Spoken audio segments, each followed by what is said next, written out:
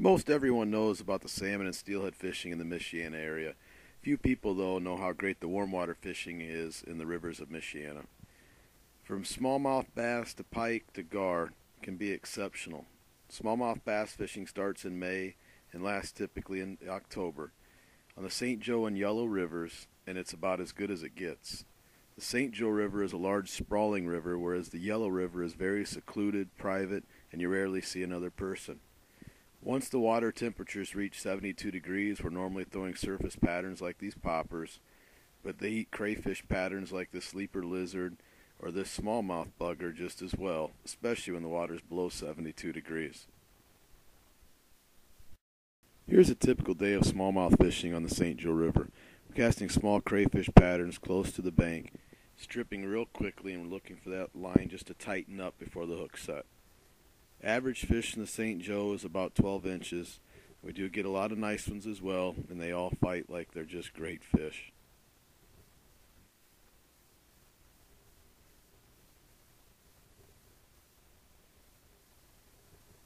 As I said, they're all great fighters.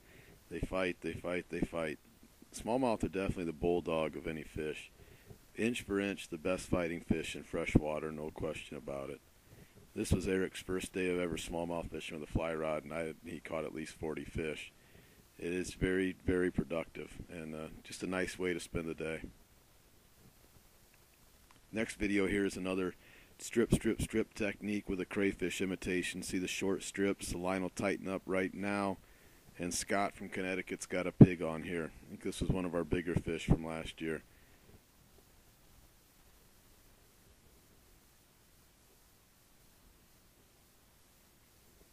These large smallmouth eat some really small crayfish patterns. Here we go. Bart with a nice fish here that fights more like a steelhead than a smallmouth. First cast isn't quite close enough. Second cast is a little closer, but we like those things right on the bank. Third cast right there. About the fifth strip, watch the line tighten up. Right now, and fish on. Watch this fish jump. It's like a steelhead.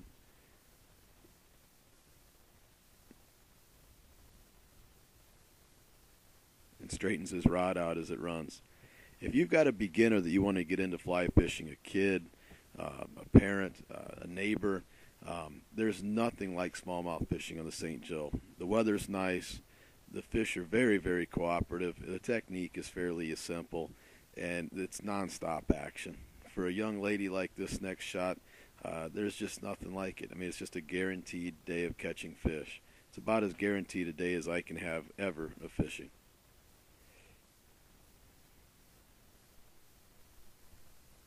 And all smiles.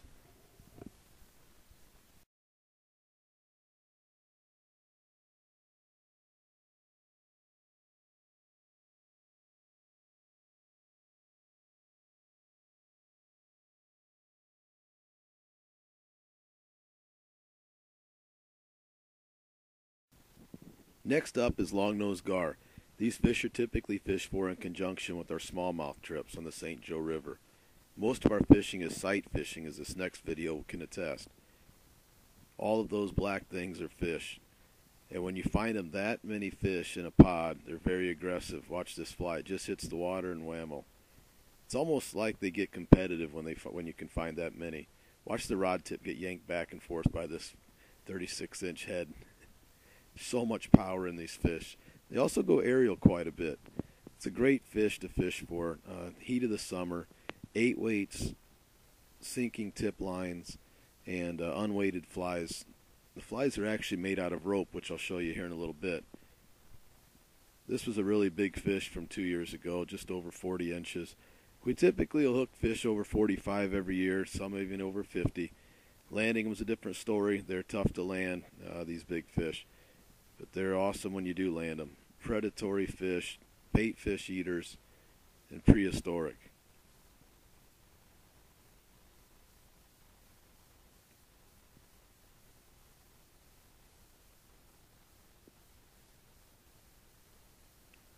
We're easing this one towards the boat. I didn't use a net on this one. It was done. Used the glove. So these are the flies we use. Rope flies. We actually clip the hooks off, and the flies are just made out of rope, and their teeth get entangled in them.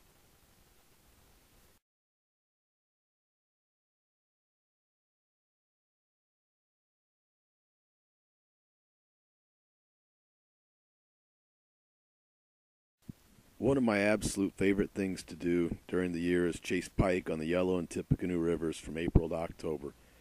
There's nothing better than watching these toothy critters inhale these big flies, articulated flies or even smaller flies early in the season. If you watch here on the right hand side, you'll see a pike go from 0 to 30 miles an hour in about its body length to inhale that fly. What you're looking for here is still water where there's not a lot of current and a little bit of depth. And to watch these fish come from nowhere to inhale your fly is startling, sometimes even frightening. The Yellow River is pretty unique. Tippecanoe is as well. And the reason they're unique is we'll hardly ever see another fisherman throughout the summer. I can't even tell you the last time I saw another fisherman on either one of those rivers. It's been years. This is another large pike taking a fly here. Watch the boil. These rivers are best fished from a boat because we do cover quite a bit of water. The action's pretty good though, but there are a lot of big holes that you just can't really wade through on these rivers. Here we're using a nice big pike into the net. We're using 8-weight sinking tip lines and large flies. And here's another huge one. Look how small that river is. Every cast is right on top of you. I mean, the longest cast you'll make is 10 yards. So every take is very visual. You see every take because it's only a few feet from you. And like I said, when they hit at 30 miles an hour, it's startling, especially when it's a big fish like this one. Pike are very territorial fish. In fact, this was the third time that we saw this fish in a matter of about 10 days.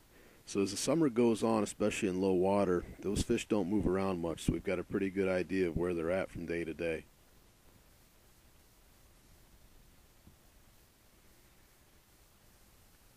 Again, look how small that river is and look how big this fish is.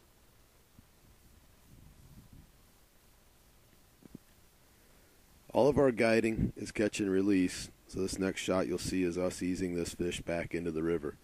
Hopefully we can get him again this summer, or I should say her again this summer.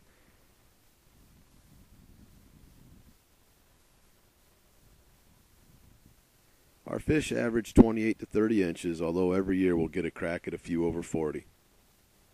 Hey, thanks for checking out the video today. As you can see, there's a lot more to fishing in the Michiana area than just salmon and steelhead. Get out and try it this summer.